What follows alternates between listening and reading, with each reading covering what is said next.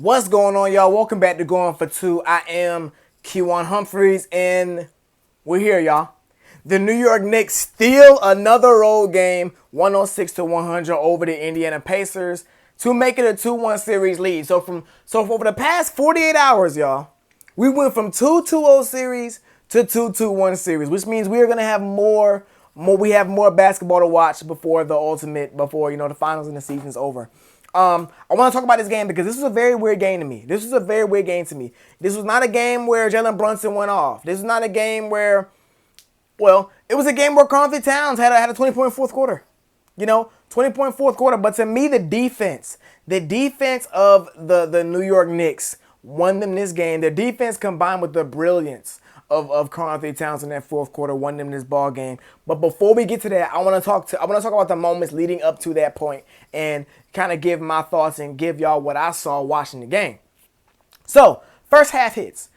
The first half was all Pacers. It looked what seemed to be the end of the Knicks because the Pacers were getting whatever they wanted.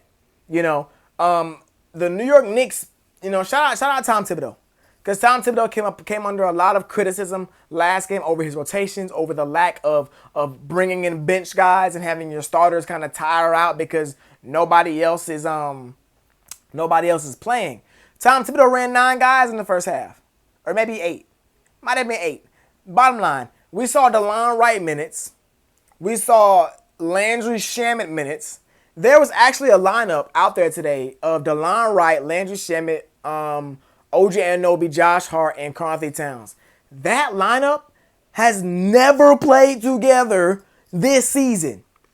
So you can see, Tom Thibodeau, this is what I wanted to see, Tom. You're down 2-0. You're down 0-2. Nothing's working. Let's start just throwing stuff at the wall. Now, this lineup didn't work. The lead definitely increased when this lineup was in the game, but I'm just happy to see that he was trying different stuff. We saw Mitchell Robinson get the start over Josh Hart today. I felt like that made a decent difference as well because defensively now you have Mitchell Robinson who was going to play the big and Karl Anthony Towns who's going to still be that offensive threat at the big position.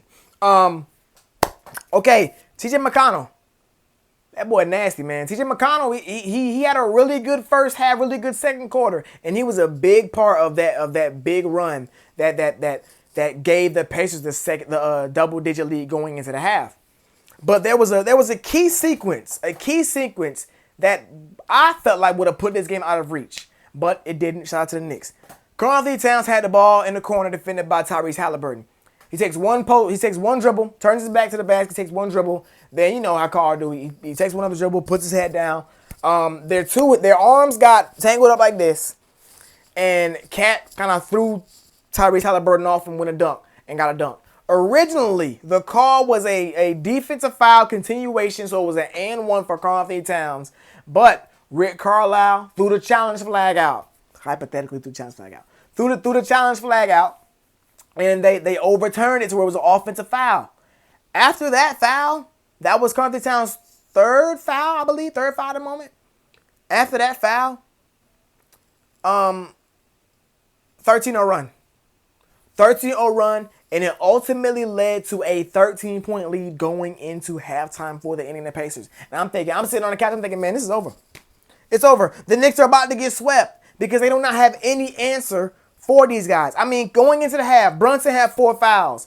Karl Anthony Towns had 4 points and 3 fouls. Nothing was looking good for the Indiana Pacers. And everybody knew, they said it on the broadcast, every time down on offense, they're going to attack Jalen Brunson. And then third quarter came. We're kind of watching it. Nothing's really happening. The Pacers still have a decent lead.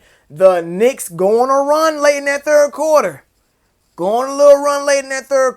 Started the fourth quarter. Brunson picks up his 5th foul. He has to go to the bench.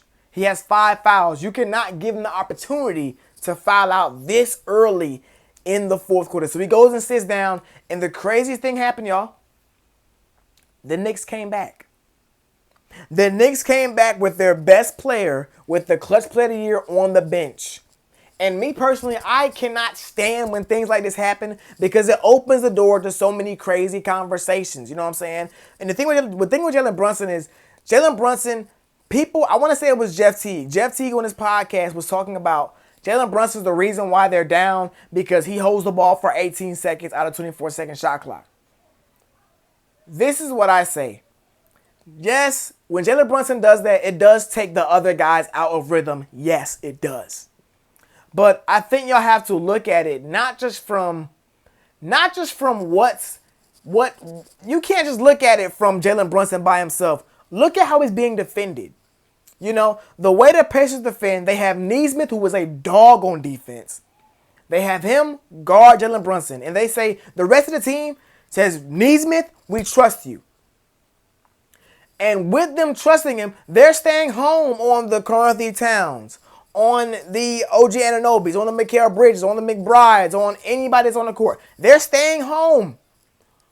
So there is no kickouts. There is no driving kick opportunities because nobody's open. Nobody's open. So that is what leads to Brunson holding the ball for a lot of the possession. My thing is, Jalen Brunson scoring 40 points, 30 plus points a game. So how could we put the blame on Jalen Brunson when it could be on the coach, Tom Thibodeau?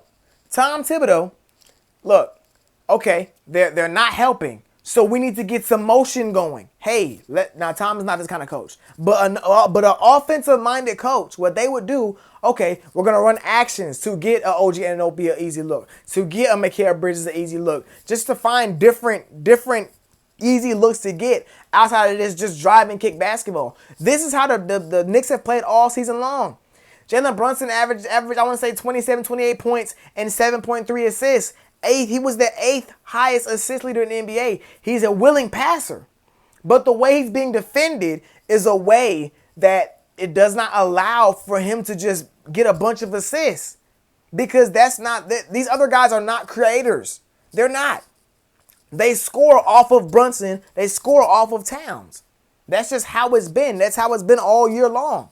You know? So I understand, yes, guys are out of rhythm. But if you're not open, how am I gonna get the ball to you? How? You know what I'm saying? So I believe it is a double duty. It's not just on the coach. It's on the players to say, hey, okay, let's do something different. It's on the coach to say, okay, let's do something different. But back to the game. The Knicks defense in the fourth quarter was great. Knicks defense also with the Pacers just going cold. The Pacers missed a lot of shots that they were making in the fourth quarters of Game 1 and Game 2 that they missed in the fourth quarter of Game 3. There were minutes where there was no Halliburton, no Siakam. Those minutes were crucial because those minutes allowed for the Knicks to get back into the game, to claw back into the game. They did a great job. The Knicks did a great job on the boards. Josh Hart came off the bench and said, "Fine, I'm on the bench. Let me give the effort that I'm gonna give 2 times as much effort as I've been giving." And Josh Hart is an effort guy, y'all. But he had a big time rebound, kick out of Karl-Anthony Towns for a big time 3 in the third quarter, or in the fourth quarter. I'm sorry. You know what I'm saying? They just made a bunch of plays to get the job done. But I want to make it a point to realize, y'all, the score was like 98-98 for a good minute. Nobody can score, or not 98. The Knicks were stuck at 98 points for a good minute. Then they brought in the man. And his first possession game, he scored. And that bucket was crucial because it put them up by 2 possessions and really changed the game at that point. You know, being down 1 possession versus being down 2 possessions in the final minute is a different ball game. Now, granted, the Pacers are really good at coming back in the final minute. But in this game, that was a very big bucket when the team could not score. But this game to me was very weird. It was a very weird game because I don't know. I gotta see Game 4, y'all. I got to see what happens in Game 4 because I can't sit there and pinpoint an adjustment that was made. I can't sit there and pinpoint what the Knicks did differently besides play harder, which is what they should have been doing every single game, you know? So I got to see Game 4. Game 4 is going to show us where this series is going to go because the Pacers could very well come out and win by 20 points in this game. We don't know. But the Knicks keep their season alive, make it a 2-1 series. We just got to see what happens next game. Make sure y'all like, comment, subscribe, share with y'all folks. Go subscribe to the TikTok. The TikTok's doing numbers. It's going to be in the description. Go subscribe to the TikTok. Follow my Instagram. All that will be in the description. Until next time, going for two. We out of here. Yeah.